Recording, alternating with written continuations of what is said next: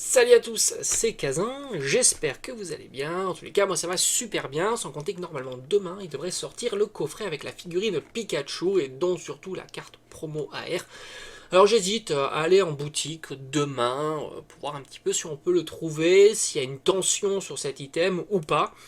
C'est un item qui est relativement cher, relativement grand et dont les séries sont pas exceptionnelles. Moi, c'est ça qui est le bémol, c'est vraiment les séries qui sont proposées à l'intérieur. Mais pour là, on va parler de 151. J'aime bien faire des reviews un petit peu comme ça, tous les 10, 15 jours, peut-être 30 jours, ça dépend les séries. Et je vois d'ailleurs que c'est une série qui vous intéresse beaucoup quand on voit les statistiques des différentes vidéos, quand je parle de cette série particulièrement. Hein. Je le vois, il y a des séries qui vous intéressent beaucoup moins, et je pourrais faire comme ça, grâce à ces statistiques de vues, tout simplement, voir faire un podium des 5 séries qui vous captivent le plus, et 151, j'ai envie de dire, c'est la série qui vous intéresse le plus, mais je pense qu'elle est elle peut être challengée par une série Soleil et Lune. Essaye de trouver laquelle. Bon, il suffira d'aller sur mes différentes vidéos et tu verras les scores que celles de Soleil et Lune ont eu durant ces quelques semaines. Parce que je crois que j'ai parlé des 4 séries Soleil et Lune les plus tendances, dont celle qui propose les formats alternatifs Esquad. Ça, c'est du top. Mais là, on va parler de 151 et on va faire un petit bilan ensemble. On va voir un petit peu si le CD progresse ou pas. On va le découvrir. En tous les cas, je vais le découvrir avec vous. Tu le vois pas, mais en face de moi, j'ai des écrans d'ordinateur. J'ai tout mis. Ce qui va me permettre de voir un petit peu. Moi, je suis assez surpris. Alors, c'est ça qui est assez marrant en ce moment. Parce que tu le vois bien, le scellé, c'est quelque chose qui intéresse beaucoup. Alors pour X raisons, on ne va pas les détailler ici. Mais le scellé progresse fortement. Surtout sur des séries comme... alors, Épée Bouclier, faut pas le sous-estimer. Pas mal de scellés sont en train de progresser sur Épée Bouclier. Soleil et Lune, XY, globalement le scellé, ça plaît. Mais sur 151, j'ai envie de dire, il y a une petite exception qui s'installe. Alors peut-être qu'elle est due essentiellement ou en partie par le fait qu'on attend le réassort, le restock, que sais-je, qui devrait arriver là, dans pas très très longtemps. Normalement, c'est précisé sous forme de bundle. C'est marrant d'ailleurs de voir sous forme de bundle, qui est l'item qui a en soi le mieux performé. Et est-ce que ça va chambouler ça? Alors moi, personnellement, c'est l'occasion de donner un petit avis sur ça, qui n'engage que moi, comme d'habitude. Je pense pas que ça va chambouler le prix actuel du bundle. Même si on va le regarder là, à l'heure actuelle. Je pense pas. Je pense pas parce que si ça devait sortir, je pense pas que les quantités soient astronomiques. Mais attention, après, ça veut pas dire que dans 6 mois, 1 an, 2 ans, on va pas en revoir régulièrement de cette série-là. Ça, c'est quelque chose qu'on ne maîtrise pas. C'est pour ça d'ailleurs que c'est assez marrant de penser que le scellé ne monte pas parce qu'on attend le réassort, mais si ça veut du réassort, on aura tous les étés, et du coup, on sera un petit peu comme ça en train d'attendre. Non, à un certain moment, ça va progresser tout simplement, et on va plus espérer attendre le réassort. Mais c'est vrai que là, sous forme de bundle, je pense pas parce que, imagine-toi, même si une boutique, même si chaque boutique, allez, admettons, tu vois, tu es dans le meilleur des mondes, tu as toutes les boutiques qui reçoivent 50 bundles, 50, chez King Jouet, chez Joy Club, chez Cultura, la Fnac, toutes les boutiques qui proposent habituellement ce genre d'items. Malheureusement, dans les grandes surfaces, on les voit très rarement. Moi, dans un Carrefour, j'ai jamais vu de TB, par exemple. Je sais qu'Auchan le fait. Donc le Auchan, peut-être, on sait jamais. Mais admettons, tu en as 50 qui arrivent comme ça. Qu'est-ce qui va se passer? À tous les coups, ça va pas durer quelques jours. Donc, je vois mal l'impact sur du moyen terme, même pas moyen terme, quelques semaines, on va dire. C'est même pas moyen terme, c'est court terme. Donc, je vois même pas l'impact sur quelques semaines de ce réassort, sans compter qu'il y a toujours des nouveaux collectionneurs. Ça, c'est quelque chose de dynamique. Il y a pas, donc, ils vont vouloir ouvrir du 151 au prix standard, sans compter que moi, je ne pense même pas que... voilà, si je peux donner un petit avis aussi là-dessus, c'est que malgré qu'il y ait le réassort, je pense que malheureusement, on risque de ne pas en voir le voir en boutique physique, on va dire classique, type jouet Clock, King Jouet, etc. Parce qu'en règle générale, quand on a des... Alors, c'est pas toujours le cas, attention. Mais ça arrive souvent que le réassort, quoi, sont plus captés par les boutiques indépendantes, on va dire, qui, elles, connaissent le prix de l'item, connaissent la cote. Hein, les boutiques indépendantes sont des professionnels, vraiment de ça. Et par conséquent, ils vont adapter le prix. Alors, je ne pense pas qu'ils vont le mettre à... Je sais pas, dernièrement, quand j'avais fait un état des prix, on était dans les 70 euros, quelque chose comme ça. Je pense pas qu'ils vont le mettre à 70 euros, qui est quand même le prix fort, mais ils vont trouver un entre-deux, et du coup, tu feras pas une bonne affaire en plus en achetant le bundle. Mais du coup, si c'était vraiment bien distribué en boutique, bah, qu'est-ce qui se passerait? C'est-à-dire que les gens vont vouloir ouvrir du 151. C'est vraiment la série à ouvrir en ce moment. C'est la série qui, à mon avis, où tu es le moins perdant, parce qu'elle propose des cartes très très chères. On va le voir quand même au travers de cette vidéo. Est-ce que c'est toujours le cas, ou est-ce que ça a bougé ou pas? Mais aux dernières news, c'était ça. Donc je vois mal comment un réassort d'un item comme ça puisse vraiment chambouler la donne. J'y crois absolument pas. Sans compter que le CL n'a pas spécialement bien progressé, du moins il y a 15 jours quand j'avais fait la vidéo. Mais en tous les cas, moi je serais content de mettre la main sur... Alors je sais pas, franchement j'hésiterais même à en prendre plus. Je sais pas, peut-être 5. Pour pouvoir garder ça sous le coude pour des prochaines vidéos, parce que ça peut être vraiment cool. Hein. Il ne faut pas oublier que j'ai de la chaîne à faire, à nourrir, à alimenter en ouverture. Là, je peux me permettre, par exemple, tu vois, je vais faire une ouverture Rayquaza destinée au culte. C'est un coffret qui doit valoir 300-400 euros, admettons. Si j'avais voulu le faire et que je l'ai pas, j'aurais dépensé ce prix-là, ce qui est hors budget, évidemment. Du coup, moi, ça me permet d'avoir, voilà, c'est un coffret que j'ai eu à 50 euros il y a, c'était 2019, donc il y a 5 ans, grosso modo. Et du coup, voilà, ça m'a coûté 50 euros. Donc je suis même gagnant en ouvrant ce coffret, puisque les cartes, elles vont valoir à peu près 150 euros, les cartes promo. Il suffit que j'ai un tirage pas trop moisi, on monte à 200-250 euros. Donc moi, je suis content, c'est vraiment très très bien. Donc c'est pour ça que, pareil pour les bundles, c'est un item que, au final, j'en ai pas mis beaucoup de côté. Déjà, le bundle, j'en ai pas vu beaucoup en boutique. C'est parti très très vite.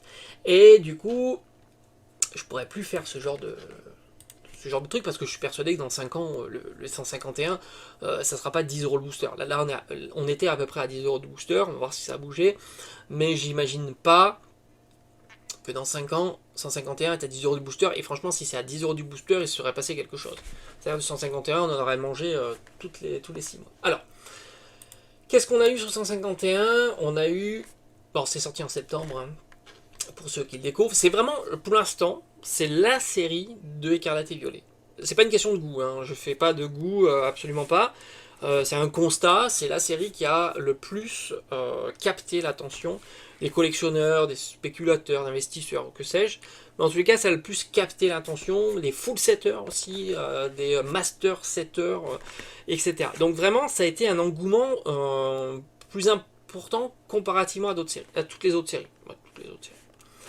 Et Paldea, c'est petit joueur, hein, ça c'est clair. On attend notre série .5 qui pourra faire mieux. Alors est-ce que ça sera la meilleure série de Écarlate et Violet? Alors ça, franchement, moi j'y crois pas. J'y crois pas parce que je pense, à moins qu'ils aient rien compris, que Pokémon Company vont nous proposer un nouveau format de carte. C'est à eux de réfléchir. Pour redynamiser davantage. Parce que c'est vrai qu'on a eu les AR et les SAR, c'est cool, mais on est sur les mêmes lancers. Alternatifs et TG, GG, ce genre de pattern. C'est insuffisant maintenant. On se lasse un petit peu de ce format, même si c'est très très très beau, hein, ça c'est clair.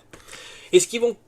On a vu les dernières news sur l'application digitale avec la collection de cartes virtuelles, avec des patterns qui sont intéressants. Est-ce qu'ils vont s'inspirer de ça? Est-ce qu'ils vont faire des séries à la fois qui peuvent aller par rapport à l'application? Est-ce qu'il y aura des recoupements avec ça? On va le voir. Mais enfin, je pense pas que 151, ça sera la série la plus folle de Écarlate et Violet, sans compter qu'est-ce qui nous fera un petit clin d'œil à Evo Céleste.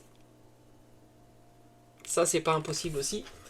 En tous les cas, c'est à surveiller, évidemment. Alors, le TB, qu'est-ce qui se passe pour le TB? Alors, j'ai l'impression que le TB, Je ne vais pas dire qu'elle monte significativement parlant, mais j'ai l'impression qu'elle fait des petites steps. C'est-à-dire on oublie les 70-80 euros, les 80-90 euros, on oublie ces tarifs-là, et j'ai l'impression qu'on est tranquillement en train de s'installer sur 90-100.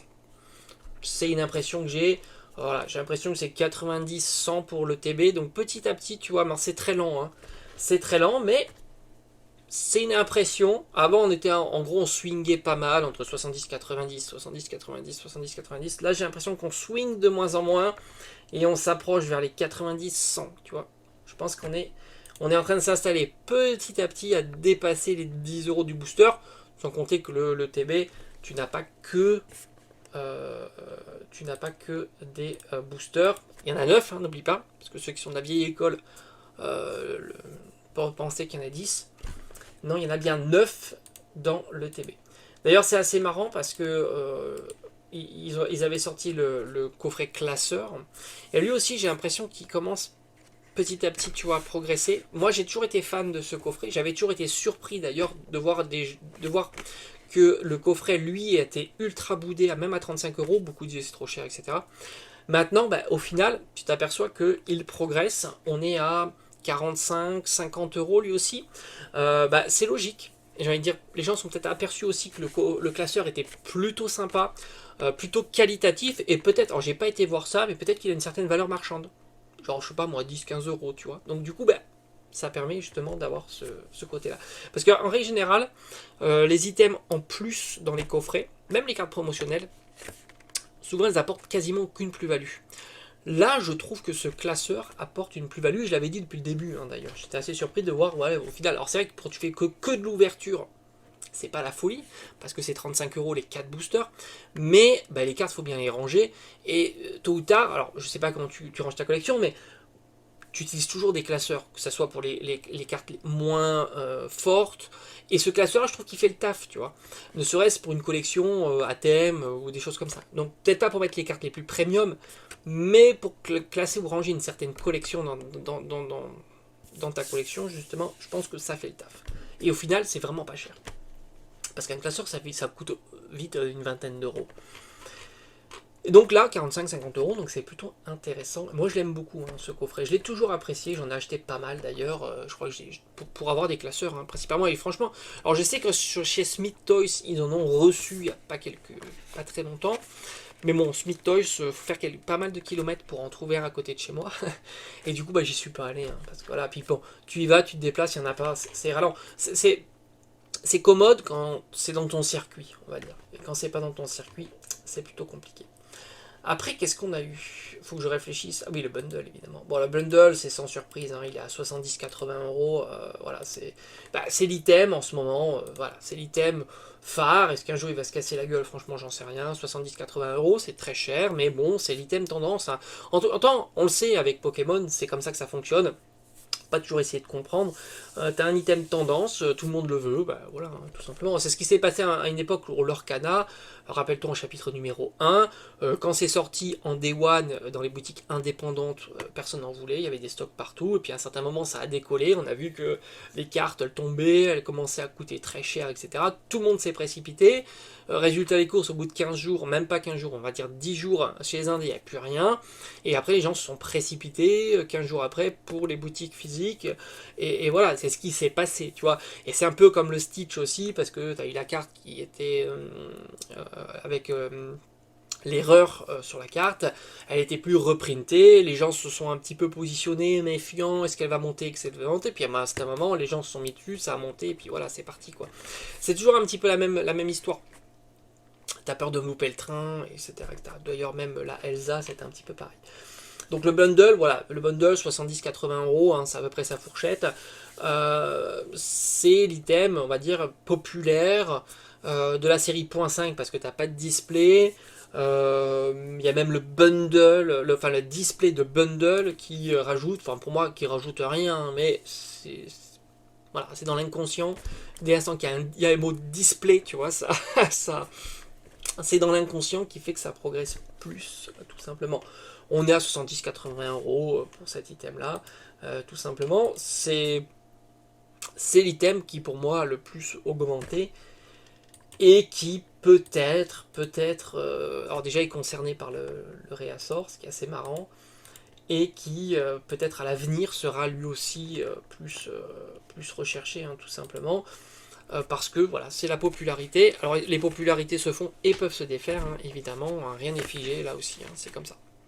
On ne fait qu'observer. Hein.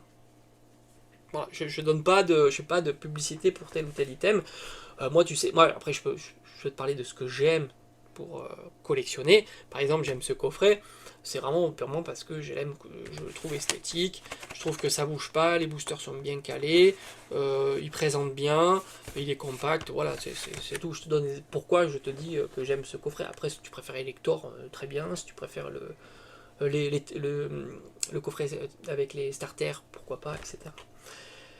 Alors, on va parler du. Alors, l'Ultra Premium, pour moi, c'est la plus grande surprise. Parce que c'est vraiment l'item.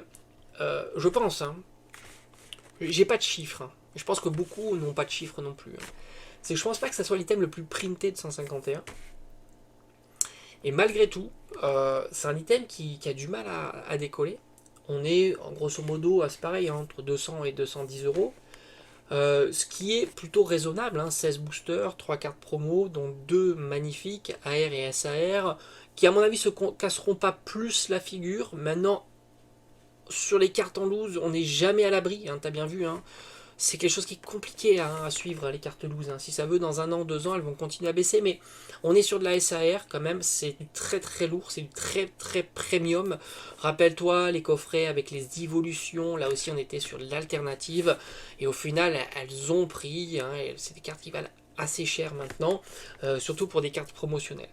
Donc là, je pense qu'en règle générale, ce genre de cartes, elles sont plutôt dans le creux de la vague lorsque ça sort, et à un certain moment, elles se raréfient parce qu'elles sont dans les collections, c'est pas des cartes qu'on a envie de se séparer, et ça devrait prendre, et je crois de mémoire, on était aux alentours d'une vingtaine, trentaine d'euros pour la carte Mew SAR, mais je vais aller quand même vérifier ça pour pas te dire de bêtises en même temps que je te parle.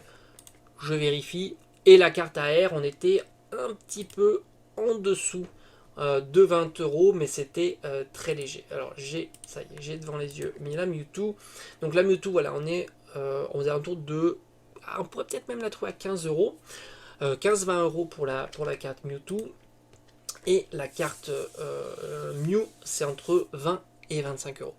Donc grosso modo, tu as à peu près 40 euros de carte, tu rajoutes les 16 boosters à 10 euros, ça te fait son prix à 200 euros. Donc il n'y a pas vraiment de plus-value d'avoir le coffret scellé, ce qui est assez fou d'ailleurs en soi, parce qu'on est d'accord qu'un booster 151, c'est grosso modo une dizaine d'euros, hein, que tu sois sur un ETB, un coffret classique, tout simplement.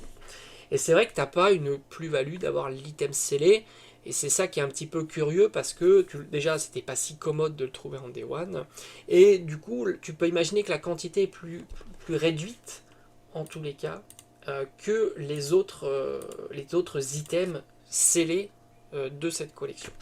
À un certain, enfin, je doute pas qu'à un certain moment, tant les choses sont comme ça, hein, on est un petit peu on regarde un petit peu si ça monte ou pas, et puis à un certain moment, bah, ça prendra, et puis quand ça prendra, ça décollera. Hein. C'est toujours pareil, mais en tous les cas, en ce moment, les gens sont pas. Parce que quand on te dit oui, mais le CLA ne progresse pas parce qu'il y a le réassort, mais le réassort ne concerne pas tous les items, et il ne faut pas oublier que les items peuvent monter aussi par leur fait qu'ils sont. Enfin, que ça soit un item spécifique. L'ultra premium, je pense pas qu'un jour il y aura de réassort d'ultra premium. Donc il pourrait monter ne serait-ce parce que c'est l'ultra premium, tu vois. Et non pas parce que ce sont des boosters 151. Et c'est là que je voulais te dire, c'est que en fait l'ultra premium n'intéresse pas. Ça reste le contenu qui intéresse et non pas l'item en soi à garder en CD. Si tu pourrais faire la même comparaison avec par exemple, je sais pas, tu prends une display épée bouclier, les premières displays, hein, de bas ou du voltage éclatant, la display vaut peut-être 600, 700 euros. €, mais c'est la display qui intéresse. C'est pas le booster. Du booster Evo Céleste, tu peux en trouver encore maintenant, on me l'a dit d'ailleurs dans les Auchan, tu as des coffrets Flugudog où tu as du booster Evo Céleste. Donc le booster, individuellement parlant, tu pourrais le trouver à 5-6 € dans un coffret, tu vois. Et c'est encore disponible, un petit peu ce que j'avais fait le parallèle avec Evolution Céleste, où bah, si tu veux du booster Evo Céleste, tu peux encore en trouver les Duo Pack et les Pokéball. Mais ça ne sera pas au prix de la display, parce que les gens veulent la display. Mais là c'est l'inverse, avec 151, les gens veulent plutôt le booster et pas l'item scellé. Peut-être qu'un jour ça va bouger. C'est un petit peu en ça que je te disais que le scellé ne prend pas sur 151. C'est tout simplement ce qu'il y a à l'intérieur qui intéresse. C'est deux choses, moi en tous les cas j'en fais deux distinctions. Evo Céleste, c'est la display scellée qui intéresse, c'est pas Evo Céleste, c'est pas les boosters individuels, parce que les boosters individuels, tu en trouves à 6 €, c'est pas difficile. Il suffit d'aller acheter les Pokéballs, il y en a encore en stock. Il suffit d'aller sur les Duo Pack, il y en a encore en stock. Tout comme Star Étincelante. Star Étincelante, d'avoir des boosters, c'est pas difficile. La display, c'est plus compliqué, 250, 300 €. Le booster à 5-6 €, tu en trouves encore. C'est deux choses différentes entre le CD et ce qu'il y a à l'intérieur. Qu'est-ce qu'on a donc? Bon, on a vu à peu près tous les items. Coffret à la Kazam, on est entre. C'est pareil. On va voir, c'est une quarantaine d'euros. Voilà, une quarantaine d'euros. Kazam, j'ai l'impression que c'est celui qui souffre un petit peu. C'est pas étonnant, j'ai l'impression que c'est l'item que j'ai vu le plus souvent en boutique. Alors, c'est peut-être propre à part chez moi. Et le coffret, alors les tripacks, on est aux alentours de 30-35 € les tripacks. Et le coffret Elector, il doit tourner certainement aux alentours d'une quarantaine d'euros, 40-50 €. Voilà, c'est à peu près ça. Même un petit peu plus cher, je trouve. Coffret Elector, moi j'en ai vu un petit peu quand même. J'ai vu quand même un petit peu, ça n'a pas été l'item non plus le moins printé, hein, j'ai l'impression. Mais enfin, l'impression que tous les items, je les ai vus assez régulièrement, hein, tout simplement. Et après, la display de Mini Tin Box, bon, j'aime pas la display en soi, moi, mais au final, on est coffret. J'essaie de voir un petit peu, on doit être aux alentours de 200 € sur une parfaitement blistée, hein, tu vois, avec le scellage parfait. Voilà grosso modo ce que l'on pouvait dire sur le scellé. Donc je pense, hein, pour un peu conclure par rapport à ça, je pense que le scellé en tant que tel n'intéresse pas. Ce sont plutôt les boosters qui intéressent, c'est-à-dire que plus dans l'optique d'une ouverture, ce qui est cohérent, qui fait que le scellé en soi ne progresse pas. Pas comme certaines séries, hein, c'est un peu ce que je t'ai dit avec Voltage Éclatant et Evo Céleste par exemple, c'est ça qui est assez intéressant. Pourtant, alors, ça se comprend aussi parce que c'est une série plutôt intéressante à ouvrir et c'est là où je voulais en venir. Et c'est pour ça que je trouve que le CD est plutôt bon marché comparativement à la valeur des cartes qui est à l'intérieur. C'est bien important de le souligner. Il n'est pas bon marché en soi parce qu'il est plus cher que le prix boutique, mais il est bon marché par rapport à ce que tu peux espérer avoir et le code des cartes. Tu prends un exemple tout simple, tu prends Absol, Full Art, Flamme Obsidienne, c'est une carte qui vaut même pas 5 €. Voilà. Je pense qu'on a tout dit. C'est ça qui est fou. On pourrait parler des SAR, même à Miredon, un Corédon SAR, sur des cartes qui valent 30-35 €. Tu prends même des AR comme du Ramolos, qui est magnifique, Soporifique, qui est magnifique, Riolu, magnifique, c'est des cartes qui valent 10 €. Là, on n'est pas du tout à ça. Alors évidemment, c'est les starters, mais même si ce sont des Pokémon populaires, hein, comme je t'ai cité, ce sont des Pokémon qui sont quand même populaires, on est à un facteur 4. Hein. Alors moi, ce qui me surprend encore aussi sur cette série, ce sont les SAR. Qu'on le veuille ou non, les SAR ont du mal à progresser. Le Dracofeu, ok, il est aux alentours de 170-180 €. C'est pas mal, mais c'est pas non plus dingue. Quand tu vois les autres cartes. Si tu compares encore ce qui est comparable dans la série, ça pourrait être dingue, et encore même pas, hein, c'est pas dingue. En plus, on est sur une illustration plus traditionnelle de Dracofeu. Star Étincelante, par exemple, le Dracofeu alternatif est entre 200 et 250 €. Là, on est à 170-180 € pour cette carte-là, mais surtout, ce qui est comparable, c'est la différence qu'il y a avec une carte plus lambda. Par exemple, sa Full Art, ou même un Pokémon Full Art plus lambda à 50-60 €. C'est là où c'est difficile à comparer. C'est-à-dire que si on reste au sein même de la série, au final, presque il fait petit joueur le Dracofeu X. Même si c'est la carte la plus chère, il fait presque petit joueur. Et c'est pour ça que je trouve que les SAR sont curieusement pas chères. Et pourtant, je vais pas te dire qu'elles tombent plus facilement qu'une AR ou une full art. Les trois oiseaux légendaires, enfin plutôt Hector, mais j'aime bien dire parce qu'ils sont tous les trois dessus. On est à 75 € là, il n'a absolument pas bougé d'un iota, voire même diminué par rapport à sa sortie Day One. Le Florizard qui avait pris un petit peu, mais maintenant il redescend tranquillement, on est à 60 €. Très joli, toutes les cartes sont belles, hein. Enfin, je veux dire, c'est plus un critère, elles sont toutes magnifiques. Après, c'est une question de goût, mais les goûts, il y en a qui vont te trouver le Florizard plus beau que le Tortank plus beau que le Dracofeu, et ainsi de suite. 60 €. C'est fou, hein. On peut continuer, et on a le Tortank. Là aussi, on est à 60 €. Et enfin, le Alakazam, 50 €. Bon, voilà, si tu veux être un peu cohérent par rapport à la série, les SAR sont ultra bon marché si tu compares par rapport à une full art et une AR. Et c'est ça qui est assez fou parce que les SAR n'ont pas spécialement progressé, peut-être la Draco fait un petit peu, mais globalement les SAR n'ont pas bougé d'un iota. Alors on aurait pu rajouter les SAR dresseurs, mais c'est pareil. Erika, on est à 25 €. Je pense que Charisme de Giovanni, on doit être à 20 €. Et ça n'a pas bougé. Et ça, pour moi, ça reste une interrogation, puisque ce sont des cartes qui, habituellement, performent, surtout quand les autres performent. Enfin, tu vois, elles sont, c'est plutôt elles qui entraînent les autres, et là, les autres ne poussent pas cela. Enfin, tu vois, tu te dis... Donc les gens sont captivés par les full art et les AR de la série, et c'est encore le cas. Le CD progresse pas, le CD en tant que tel, collection de CD progresse pas, le CD en tant qu'ouverture progresse pas, parce que voilà, c'est comme ça. Les prix restent assez figés, même si... Alors, progresser, ça progresse, mais c'est vraiment ultra light. Ça progresse, hein. On va pas dire que ça progresse pas, mais c'est ultra light. Ultra light. Et t'as toujours les full art, on va le voir, hein, qui dégomme tout, hein. Ça dégomme les full art. Dracofeu, 100 balles. Dracofeu full art. 100 €. C'est beaucoup, hein. C'est beaucoup. Mew, que j'ai eu 3 fois. 3 fois. Je sais plus combien je joue 130 boosters. 3 fois le Mew. Moi j'ai eu 0 Dracofeu, mais j'ai eu 3 fois le Mew. 50 € pour un Mew. C'est incroyable quand même. 50 € pour une carte full art Mew. Ok, elle est sympa, tu vois, mais faut arrêter. C'est déjà c'est un format de carte qu'on connaît depuis des siècles. La full art, c'est quand même. La full art a traversé les siècles. Hein. C'est quelque chose. Et on est sur 50 €, ce qui peut que s'expliquer par la demande. Hein. C'est clair. Hein. Je veux dire. Ou alors c'est que tout simplement les gens veulent plus baisser leur prix. Hein. Du coup, mais tu vois, à un certain moment, toi, si tu la veux, t'es bien obligé de soit aller la chercher en ouverture, ce qui est pas une mauvaise idée en soi. Enfin, si t'es intéressé par la série, je parle. Tortank, Florizard, allez, on va regarder, on va se régaler. Tortank, 50 €, allez, c'est parti. Florizard, 40 €, allez, c'est parti. Donc voilà, les cartes dresseurs, les cartes full art font partie des top cartes. Et on va même regarder.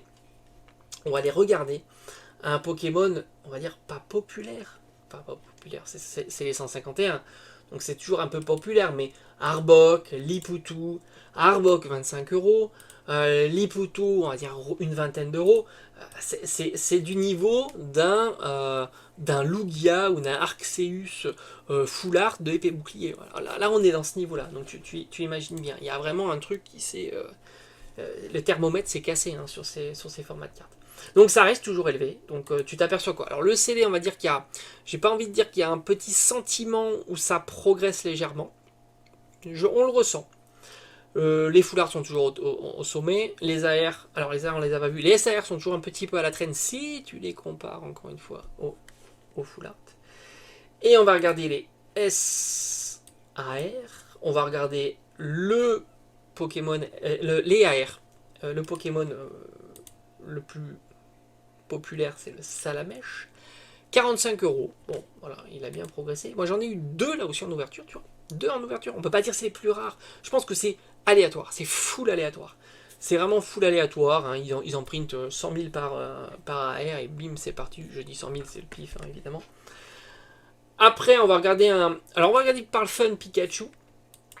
Un Pikachu est à 35-40 euros. Donc il n'a pas spécialement bougé. Tu vois, c'est ça qui est assez marrant. C'est-à-dire que Pikachu, qui lui a toujours été à peu près à ce prix-là, il est resté bloqué à ce prix-là, malgré le fait que les autres ont bien progressé, puisque les autres tournaient aux alentours de 20-25 euros, hein, ce qui était plutôt le prix observé, hein, tout simplement.